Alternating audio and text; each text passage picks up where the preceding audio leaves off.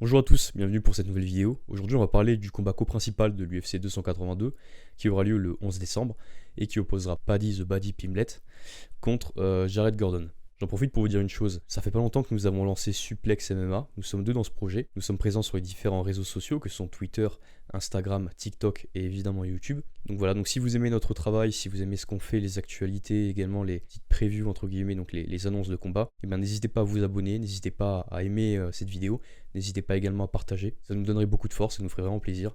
Voilà, donc merci pour votre attention et bonne vidéo. Donc ce combat il va être très intéressant à mon avis, ce sera un nouveau test pour Paddy Pimblett, qui est actuellement en 19-3, avec 6 KO et 9 soumissions, et une série de 3 victoires impressionnantes à l'UFC.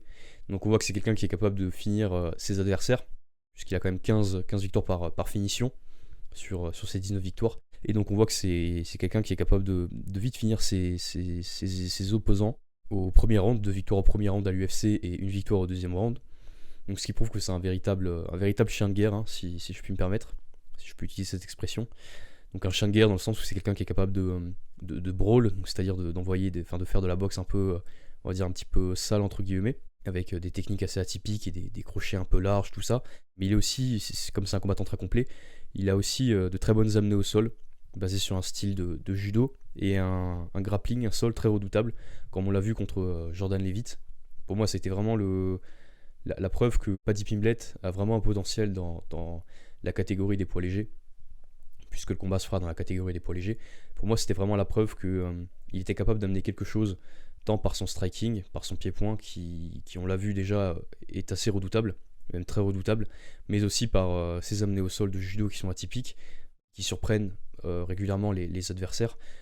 Là, je pense aussi à Cub Swanson, par exemple, qui est capable de mettre des amenés au sol par le judo, par des techniques de judo, et bien souvent ça surprend l'adversaire puisqu'il s'y attend pas trop, il s'attend plus à des amenés au sol en venant chercher peut-être le single leg, donc venir chercher la jambe qui est la plus proche de soi, ou peut-être venir chercher les deux jambes en double leg, ou peut-être des techniques un peu plus de gréco-romaine, mais en tout cas le judo surprend souvent les adversaires. Donc je pense que c'est quelque chose qui fait aussi que Paddy Pimblett est aussi bon, c'est par ses amenés au sol assez atypiques. Donc je disais oui, contre Jordan Leavitt, on a vu que c'était un combattant, on a vu que Pimblett est un combattant très redoutable. Il a réussi à retourner la situation parce qu'au premier round, il était tout de même malmené.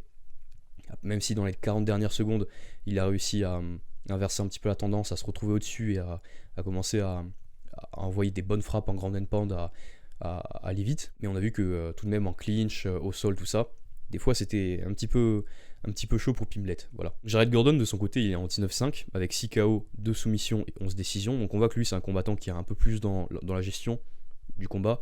Bon, il a quand même 6 KO et 2 soumissions, donc 8 finitions, c'est pas rien quand même. Surtout qu'il a beaucoup de combats à l'UFC. Il est depuis 2017 à l'UFC. Donc je pense que là aussi c'est quelque chose qu'il faut prendre en compte, puisque je pense que du coup Gordon a plus d'expérience que Pimblett, même s'ils ont un nombre de combats approximativement le même, hein, de combats de plus pour Jared Gordon, mais je pense que le fait qu'il soit depuis plus longtemps à l'UFC fait qu'il a plus d'expérience. Il s'est quand même confronté à des combattants meilleurs, je pense, au fil de sa carrière que Paddy Pimblett, en tout cas pour le moment. Alors Jared Gordon, il faut surtout pas le sous-estimer, c'est un combattant qui est très complet. On l'a vu contre Quinones, moi vraiment c'est un combat qui m'avait surpris, que je prends du plaisir à revoir également.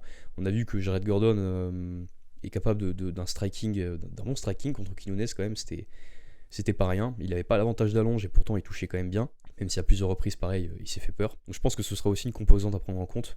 Surtout que Paddy Pimblett, on le voit dans ses combats, quand il a tendance à frapper dans les échanges, il a aussi le menton assez haut. Voilà, donc c'est-à-dire que quand il frappe, plutôt que de baisser le menton pour éviter de prendre un coup dans le menton et essayer de se cacher un petit peu derrière ses épaules ou ses bras, il a tendance à avoir le menton un petit peu élevé.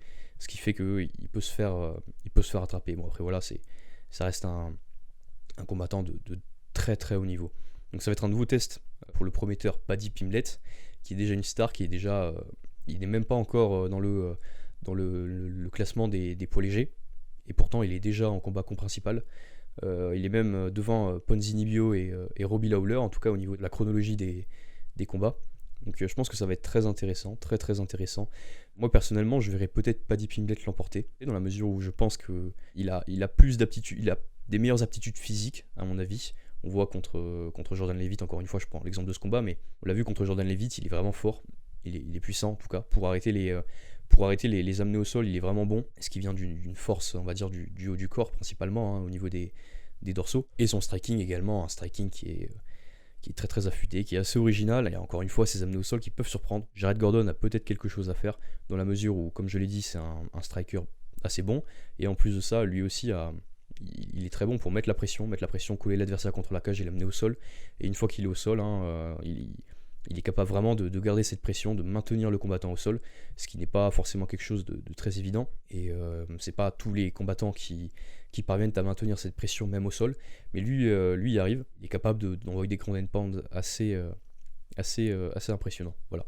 Donc dites-nous ce que vous en pensez en commentaire, dites-nous ce que vous pensez du combat, si vous pensez que Paddy Pimblett réussira encore une fois à finir son adversaire dans les premiers rounds, ou si Jared Gordon, par son expérience et peut-être par sa lutte, parviendra à battre la future star, ou en tout cas la star qui est déjà l'anglais. Merci de m'avoir écouté jusqu'au bout, on se dit à bientôt pour une nouvelle vidéo.